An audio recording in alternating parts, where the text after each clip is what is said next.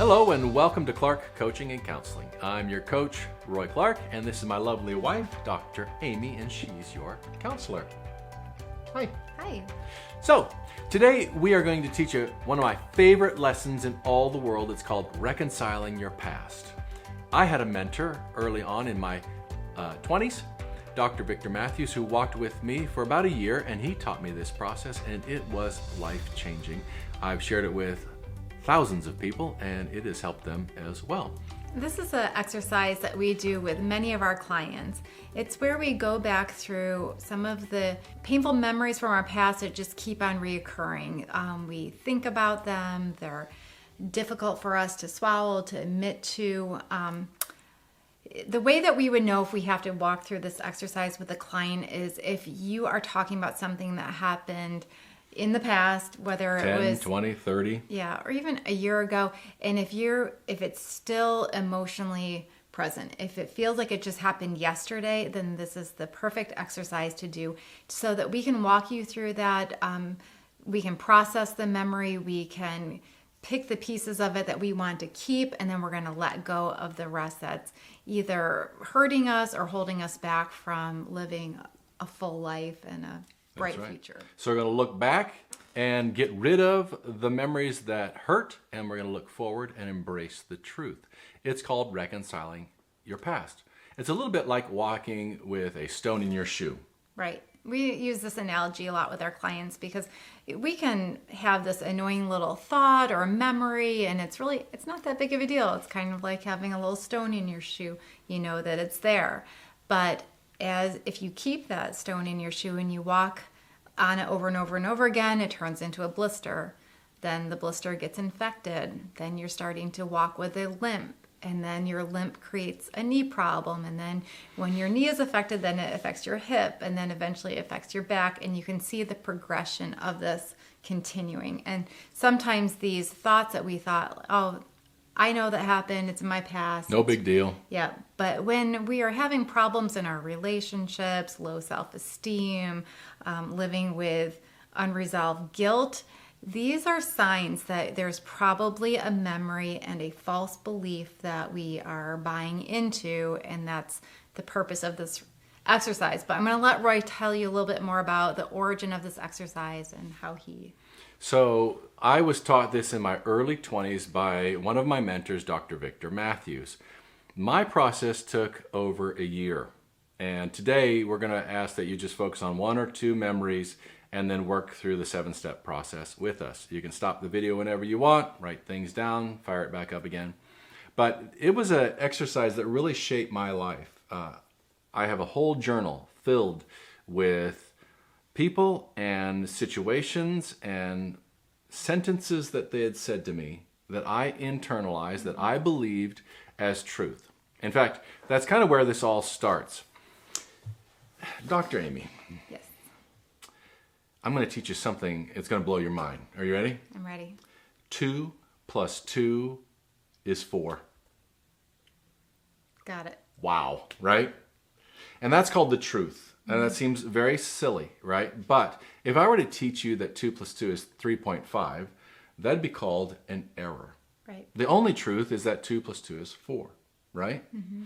Now, a lot of times we are taught by people in authority, our parents, relatives, teachers, pastors, and a lot of time we're taught by those people with great intention, but somehow, for some reason, it comes out wrong, or there is true evil in the world, and they passed on their evil, abuse, neglect. They said things that were absolutely not true. So anytime that you feel worthless, unloved, devalued, or not enough, these are indicators that you've been taught something that's not true. You've been taught something like 2 + 2 is 3.5. You've been taught an error. And you're believing that it's true. And you're believing that it's true. Okay. And most of the time this happens when we're kids. Okay. You're abused as a child, you're taught as a child. That's why we reconcile our past. We look way back and try and figure out, where did this false belief start? Where did this error start? Okay. So let's pretend I'm somebody in authority. I'm a teacher of yours. I'm your math teacher. I'm a really, really bad math teacher, right? I would be a I bad... have enough problems with math. I'd be a bad math teacher, right? And so I teach you that 2 plus 2 is 3.5, Okay. right? You work hard and you go to the grocery store and you buy your first candy bar, right? You're just a kid. You buy your first candy bar.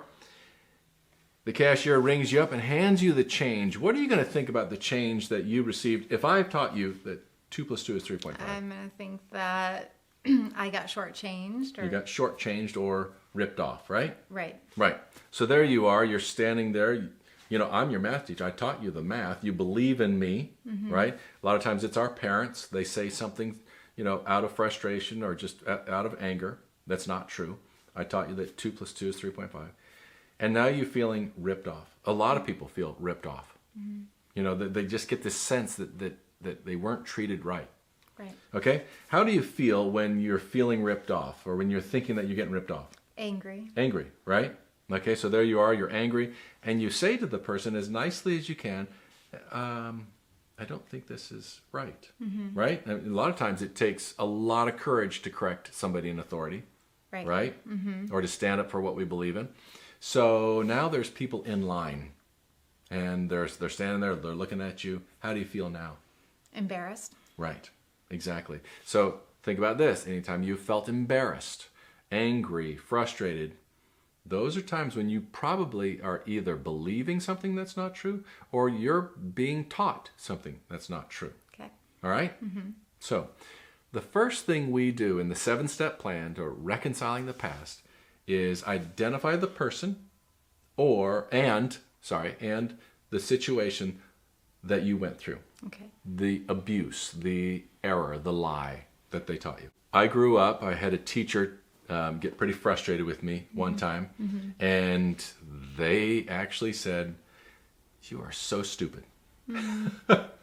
And I grew up with this belief because I struggled as a student, and I knew my parents were frustrated, but they were never, they never said I was stupid, right? I remember they once said, "Why can't you figure this out?" And so I have a teacher that said, you know, "You're stupid." My parents, out of frustration, said, "Why can't you figure this out?" I grew up with the belief that I was not smart, right? I've got a degree, I've got patents, I've written books.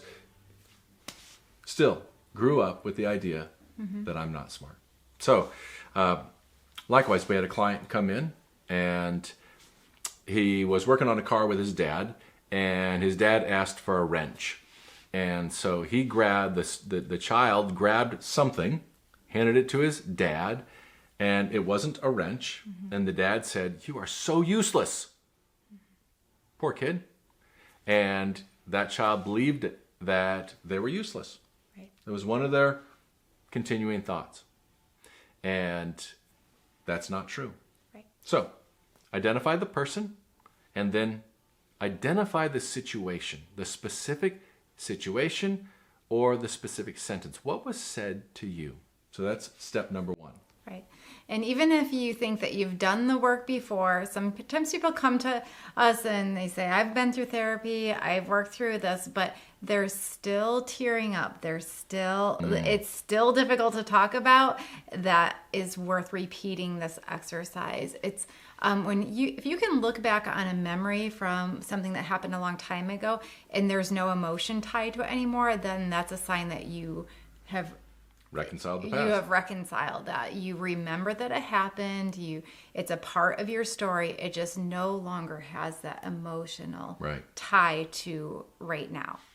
So step number 2, right? So you've identified the person in authority that spoke to you.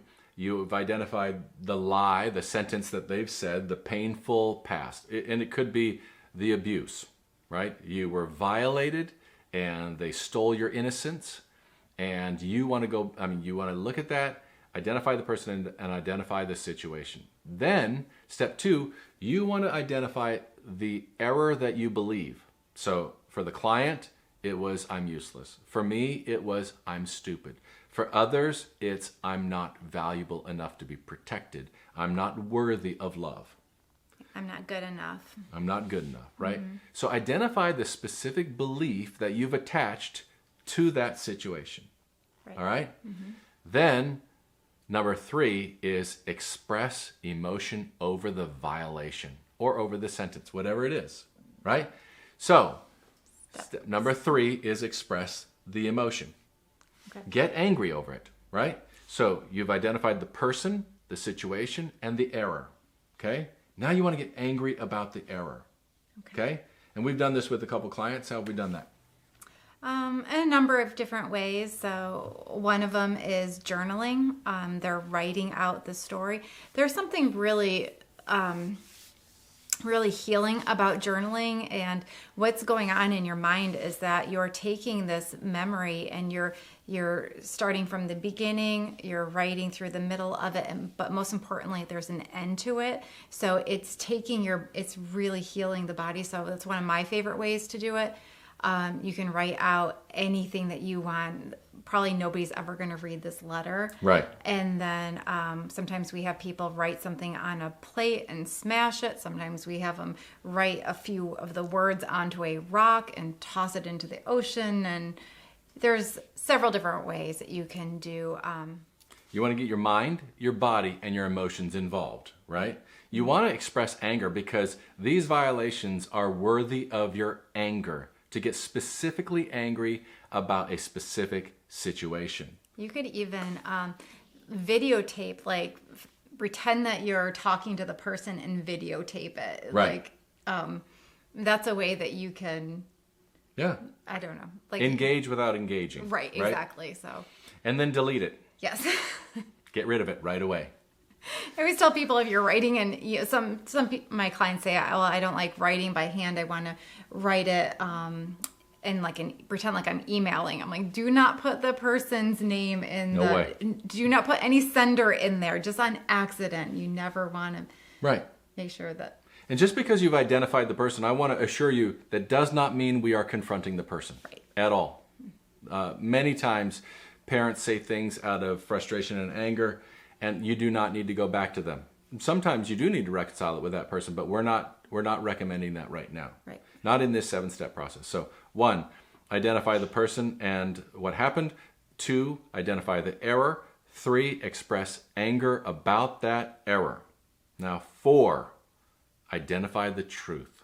What do you know to be true about yourself? What's the opposite of the error? So for the client, it wasn't that he was useless, he was incredibly useful. And we don't just, how do you say that? We don't.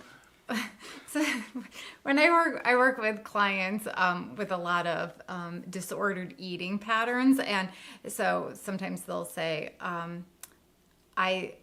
I thought that I was fat, and then so I'll say, what's the truth? I'm not fat. I'm like, no. You're not going to still use the negative in the future. So it's, I am healthy. I am an average weight. I am skinny. You're going to say like what you want to be in that sentence, not like the... So instead of I'm not useful, you say I am very useful. Yeah. So for me, I would have to say I'm not dumb. No. I'm intelligent. Yes. I'm smart. I'm brilliant. I can figure this out. Brilliant? Really? Yes. Oh. He's brilliant, people. Awesome. So identify the truth. Then we're going to come back and we're going to think of that person one last time, and we're going to forgive them. I'm sorry, but it doesn't work without forgiveness. And the way that you forgive is by deciding to forgive. It's identifying the person and the situation and stating, and I would recommend stating it out loud. Don't do that in a crowd. Find a private place. A lot of times when we're dealing with very, very serious issues like physical or sexual abuse or more importantly, mental abuse. Yeah, emotional abuse. When we say forgiveness, people immediately are like, no, I'm not willing to do that. But let me stress something, that forgiveness is for you. It is not for the other person. It does not mean that you are okay with what happened. It doesn't mean that you're ever going to let it happen again. It doesn't even mean that you have to continue a relationship with this person. But by forgiving it is actually just a release. You're cutting that emotional cord between yourself and the event. You're to me, what I say is I'm handing that off to God. I'm going to let him be the judge of that. I no longer carry that burden where I have to carry that around. So forgiveness is for us. That's right. You take the power back is what you're doing Yes. when you forgive. All right. Step 5, forgive that person from that situation. The other thing I want to say too is that forgiveness is a process. Like you decide in an Absolutely. instant to forgive. You say, I'm going to forgive because I want to be healed. I want to be done with this. But the process is ongoing. It can take a long period of time. It doesn't have to, but it doesn't can. have to, but in my own life, I always kind of walk this out with my clients. I'll say, okay, so when I first say, all right, I need to forgive this person, my first conversation is like, God, you better help me with this because I'm so angry at this person and I really don't want to forgive this person, but I'm going to try. So, and then the next day it's God, okay, I'm really trying. Like, I need your help here. And then every single day, it gets a little bit easier. Okay, I'm still trying to forgive. I'm asking for help to forgive. And then it's like, just slowly, without me even realizing it, then all of a sudden one day I say, without any emotion tied to it, I choose to forgive this person. And it's like, I just feel like that weight is lifted. It's gone. And then I'll think, okay, I did it. I finally forgave that person. I feel free. I feel really light and free. But then what happens is that sometimes that memory sneaks back in. There's like a new level, or you remember something else about the moment, and then I have to repeat the process. I have to go back and I have to re-forgive that person. But every time I do that, it gets easier and easier and faster. Which leads us to the next step, which is a part of the forgiveness process, and that is making another declaration. So you declare, I have forgiven this person, I am forgiving this person, right? And so I have forgiven, and I am still forgiving, right? You make that declaration. The next declaration, step 6, is I am finished with this. I'm done. And that's very important for you to embrace, because if you don't say you're done, if you don't declare that you're done, it's almost like you've left a door open. You know, there's almost this backwards invitation. That's good. So, number 6, I'm done with this. And so when the memory comes back, You push it aside. you can say, oh, no, I know what's happening here. I'm done. Which leads to the 7th, and my favorite, which is celebrate. Our pain has given us power. Our pain and going through this process will teach you and will reinforce what's absolutely true about yourself. We believe, without a shadow of a doubt, you are an incredible creation. We think you're extraordinary no matter who you are, no matter what your past is, no matter what you've done, thought, or believe. We believe that you have absolute intrinsic value. We think and believe that you can have the most extraordinary life, and we want you to. That's why we do what we do. So, in each situation, celebrate what you've learned. I thought I was stupid for years, all the way through college. I remember my junior year in college, and I'm not bragging, but I'm going to brag a little bit. I had to take an IQ test, and I scored above average. I'm not going to say how much above average. I think it was about that much above average. But I remember thinking, wait a minute, what? I'm not dumb? That's crazy. And so as I went through the process of reconciling my past, I found evidence as to why the truth was the truth. And I used everything from mentors and guides to the Bible to teach me what was true. I was absolutely just relieved and released to become who I was created to be. And that's what we want for you. We truly want you to celebrate every positive aspect of your life. In fact, we believe gratitude is the foundation of life, and this exercise allows you to be more grateful. So, join us as we help others remove the rocks from their shoes. And a lot of times people like to take those rocks and put them back in their shoes. That's silly. Don't do that. And so we want you to just enjoy your life, living it to the fullest. Dr. Amy? And if you were trying to go through this exercise and got stuck, if you it's just too hard to actually think through the painful memory in its entirety, or you're just not sure like what the truth is, or or maybe you're still believing the error. Right. Everybody's telling you that there was an error, but you still are stuck on it. You think that that's true. If any of these things have happened, we really encourage you to either reach out to us or to a mental health professional or a mentor. Don't do this alone. Right. You need help working through this and having somebody else support you during this. Yeah.